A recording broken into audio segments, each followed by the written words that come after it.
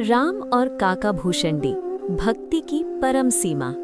सोचिए, जब भगवान स्वयं खेल रहे हों और उनके खेल में पूरा ब्रह्मांड समा जाए।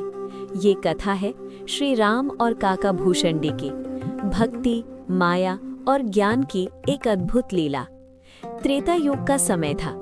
अयोध्या नगरी में नन्हा राम अपनी बाल लीलाओं से पूरी नगरी को आनंदित कर रहे थे। उनकी कोमल मुस्कान, नन्हे कदम और बच्चों जैसे खेल, सब कुछ दिव्य था।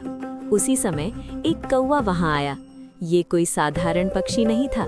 ये थे काका भूषणी, राम कथा के अमर वक्ता, जिन्हें अनंत जन्मों का स्मरण था।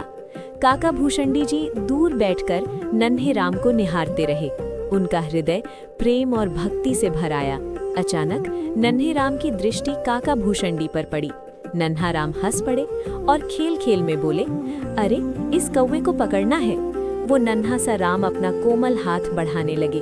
काका भूषणी का हृदय कांप उठा। प्रेम भी था, पर माया का डर भी। वो उड़े आकाश की ओर, लोकों के पार, ब्रह्मलोक तक। पर चाहे वो जितना भी दूर गए, राम का नन्हा हाथ उनके बिल्कुल पास ही रहा। डर के मारे काका भूषणी ने आंखें बंद कर ली। जब आंखें खोली तो वो फिर अयोध्या में थे और नन्हा राम जोर से हंस पड़े। उसी हंसने के साथ राम ने काका भूषणी को अपने मुख में समा लिया। अब जो काका भूषणी ने देखा, वो देखकर उनकी बुद्धि घूम गई। राम के उदर में उन्होंने देखे अनेक ब्रह्मांड, सूर्य, चंद्र, देव, ऋषि और पूरी सृष्टि। राम के अंदर राम को देखा। उनका अहंकार, उनका ज्ञान, उनका सब कुछ उस क्षण टूट गया। रोते हुए बोले, प्रभु, मैं आपकी शरण हूँ, मुझे बचाइए। राम फिर मुस्कुराए और काका भूषणी बाहर आ गए। नन्हे राम ने अपना कोमल कमल हाथ उनके मस्तक पर रखा।